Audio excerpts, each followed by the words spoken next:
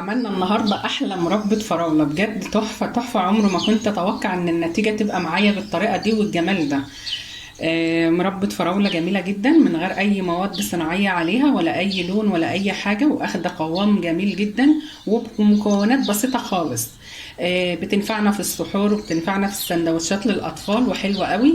لو حابين تعرفوا الطريقه ادخلوا شوفوا الفيديو ان شاء رب العالمين، وما تنسوش تعملوا له لايك، واللي مش مشترك معايا في القناه يا ريت يشترك معايا في القناه علشان القناه تكبر بكم ان شاء رب العالمين. ويلا بينا نشوف الفيديو بتاعنا. السلام عليكم ورحمه الله، ازيكم عاملين ايه؟ كل سنه وانتم طيبين. النهارده جاي لكم فيديو جديد، هنعمل مع بعض مربى الفراوله بطريقه سهله خالص وطريقه بسيطه جدا باذن الله هتعجبك ان شاء رب العالمين، وبتنفعنا كويس جدا في رمضان في السحور. بدون اي مواد حافظه او الوان صناعيه، وهتعطيكي لون حلو جدا جدا ان شاء رب العالمين. بس قبل ما نبدا الفيديو، قبل ما نتكلم في اي حاجه، بتمنى منكم كلكم تدعوا لامي وابويا دعوه حلوه كده، ربنا يرحمهم ويغفر لهم ويجعل قبرهم روضه من رياض الجنه. امي وابويا وجماعه امواتنا ان شاء رب العالمين، قولوا امين. اللهم امين يا رب. يلا بينا على طول نبدا الفيديو بتاعنا ونشوف المربى بتاعتنا. انا هنا معايا 2 كيلو فراوله يا بنات بالشكل ده كده. لما تجيبي الفراوله لازم تكون لونها احمر غامق، حاول ان هي يكون لونها احمر قوي كده. اللهم صل عليك يا نبي. دول 2 كيلو. انا لسه ما غسلتهمش، لسه طبعا هغسلهم. هنبدا ننضفهم ونشيل الحاجات دي منهم باذن الله. لازم تكون الحبايه برضو جامده كده، ما تبقاش طريه ومستويه كده، ما تبقاش ما تديكيش يعني الطعم مش هيبقى حلو اللي هو بتاع الفراوله المربى. فانا دلوقتي هبدا اغسلهم ان شاء رب العالمين، ونكمل بقيه الخطوات ونشوف قد ايه سكر هنحط على 2 كيلو. انا قبل ما اغسلهم يا بنات هبدا دلوقتي الاول اشيل اللي هي الورده اللي فوق الخضره دي، تشيلها بالشكل ده كده، وبعدين ايه تغسلوهم كويس جدا، لان الرمل بيبقى تحت اللي هي ايه الورده الخضره دي. اهي يا بنات بعد ما انا نضفتها بالشكل ده، لازم تنضفها كويس جدا وتغسلها حلو جدا، لان بيبقى فيها نسبه رمل كبيره علشان هي بتتزرع في الرمل. هنبدا نقطعها دلوقتي، انت قطعها حسب بقى ايه ما انت تحب بقى. انا هقطعها على 4 كده يا بنات اهو، تقسمها 4 كده بالشكل ده كده اهو. عايزه تقطعها بقى حتت صغيره كده عادي بترجع لك اهي. هتقطعها كلها بالشكل ده كده زي ما انا قلت. حاولي ان انت تجيبيها اللي هي تكون لونها احمر قوي كده، علشان ايه تديكي لون حلو في المربى باذن الله.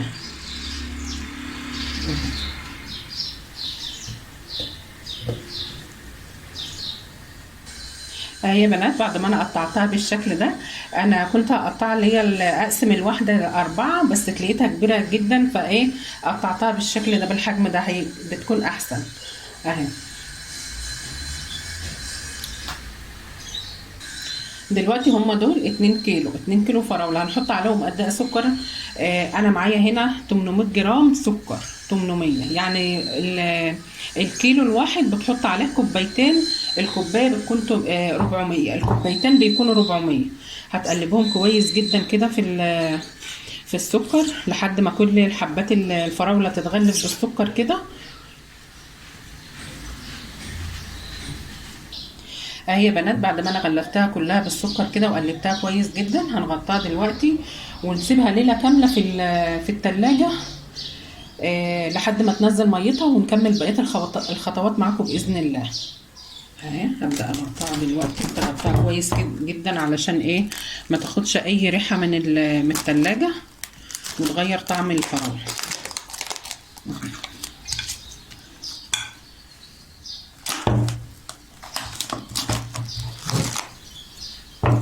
بالشكل ده كده هسيبها بقى ليله كامله وارجع لكم ان شاء رب العالمين نكمل بقيه الخطوات ونشوف تسويه الفراوله بتاعتنا هتكون ازاي. الفراوله هي بنات بعد ما انا سبتها ليله كامله في التلاجة نزلت ميتها بالشكل ده كده. لو انت مستعجله عليها قوي ممكن تقطعها زي ما احنا عملنا كده وتحط عليها نص كوبايه ميه وتحطها على النار، بس انا بفضل الطريقه ان هي ايه انقعها ليله كده او على الاقل ساعتين 3 كده. لما بتنقعيها بتعطي نتيجه حلوه جدا. الخطوه اللي بعد كده انا معايا هنا حله علشان احط فيها فض فيها الخليط بتاعنا، فض فيها الفراوله. بصوا الحله اللي هتسوي فيها الفراوله هتعملي فيها المربى لازم تكون القاعده بتاعتها من تحت كده تكون سميكه شويه، علشان ايه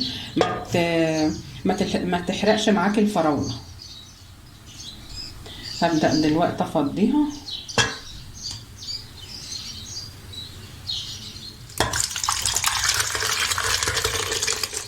السكر اللي تحت ده نزليه كله، وهو مع الحرارة هيدوب كله في الفراولة.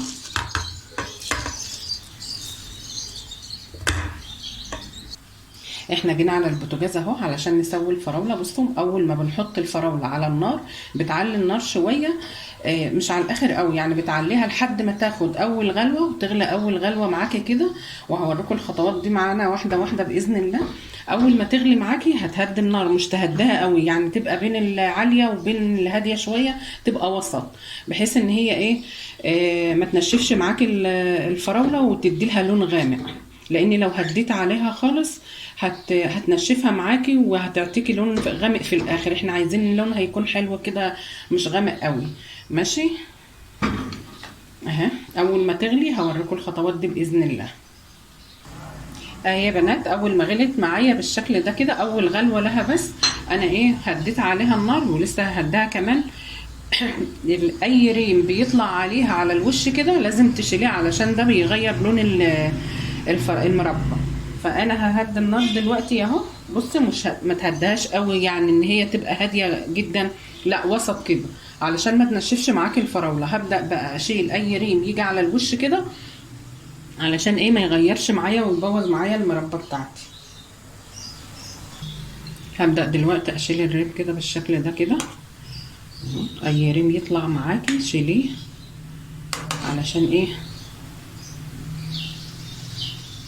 كل ما بتشيل الريم هي كل ما بتغلي هتطلع الريم معاكي.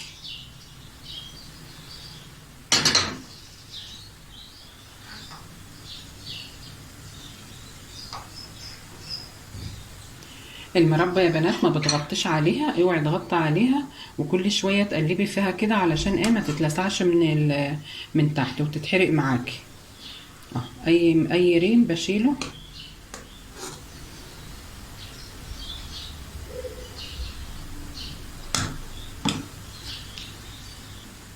لو عايزه المربى تفضل معاكي وقت كبير ما تبص منك ولا اي حاجه، اهم حاجه البرطمانات اللي انت هتحط فيها تعقمها كويس جدا. انا البرطمانات معايا اهي، غسلتها بخل وميه سخنه، وبعد ما غسلتها ولعت الفرن وطفيته، سخنته كويس جدا، وبعدين طفيته وحطيت فيه البرطمانات بالشكل ده علشان تتعقم. لو فيها اي ميه ولا اي حاجه بتقوم ما تنشف. ونشفتها كويس جدا بالمناديل المطبخ اهو. معايا 4 برطمانات بالشكل ده كده، ال4 غسلتهم كويس جدا. لازم تغسليهم كويس جدا وما يكونش فيهم اي نقطه ميه، لو فيها ميه هتبوظ معاكي وهتفسد المربى في وقت قليل.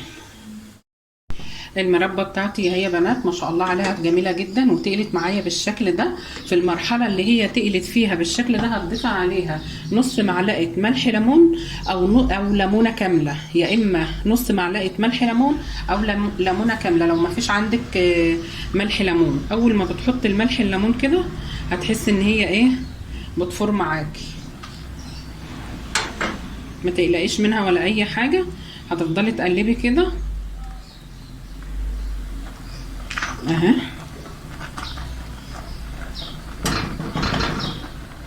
الملح الليمون هو اللي هيخليها تربط معايا وتاخد يعني تبقى تقيله كده، لا هي تقيله قوي ولا خفيفه قوي.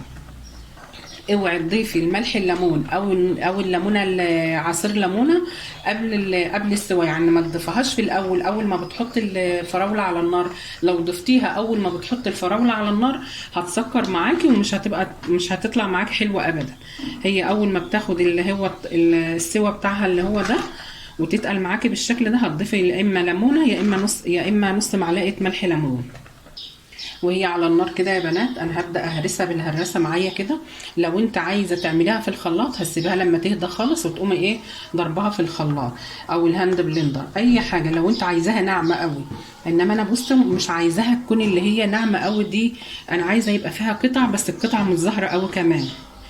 ماشي هبدأ اهرسها كده، وهنعرف ازاي ان كانت هي استوت. هوريكم الخطوة دي برضو لانها مهمة جدا، لازم تاخد سواها حلو جدا علشان ما تبص معاك الوصفة. هي هتتهرس معاكي بسرعة لانها هي ما شاء الله مستوية معايا وجميلة وريحتها حلوة خالص. فاخر حاجة بقى هنضيف عليها، لو انت حابة الخطوة دي، مش عايزة هتضيفي اللي هو باكت فانيليا اهو. بس مش هضيفه دلوقتي، لما هرسها خالص وابدا ايه خلاص ان انا انزلها اقوم ضايفه عليه، بتديلها ريحه حلوه جدا جدا. انا هبدا دلوقتي يا بنات اعباها في البرطمانات.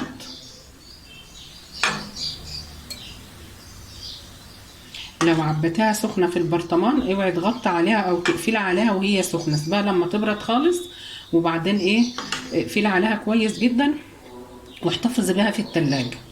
شوفوا ما شاء الله القوام بتاعها جميل جدا، قوام الفراولة حلو جدا. شوفوا يا بنات الحلة ما لسعتش معايا ولا اي حاجة، ما شاء الله عليها جميلة جدا ازاي اهي. علشان كل شوية بقلب فيها ما بتسيبهاش وتمشي وتنساها بقى على البوتاجاز. ايه رايكم بقى في مربى الفراوله بتاعتنا الجميله دي يا بنات؟ ما شاء الله عليها اخده لون جميل جدا من غير اي مواد اضافيه عليها خالص، ولا لون ولا جيلي ولا اي حاجه. ما شاء الله عليها. شوفوا القوام بتاعها تحفه بجد بجد، لونها جميل جدا وطعمها الطعم احلى واحلى بجد والله. طالعه معايا حلوه جدا. اهم حاجه زي ما انا قلت تعملي تعقمي البرطمانات بتاعتك كويس جدا علشان ما تبص منك. ودي عبيت في البرطمانات اهو. شوفوا بقى لو احنا بنجيبها من بره هتطلع معاكي بمبلغ وقدره، وعمره ما هيكون البرطمان كبير كده. تعمليها في الحلويات، تستعمليها في السحور باذن الله تبقى حلوه جدا. يا رب النهارده الفيديو يعجبكم وتكونوا استفدتوا منه ولو جزء بسيط، ويكون الفيديو خفيف عليكم ان شاء رب العالمين. واشوفكم على خير، مع الف سلامه.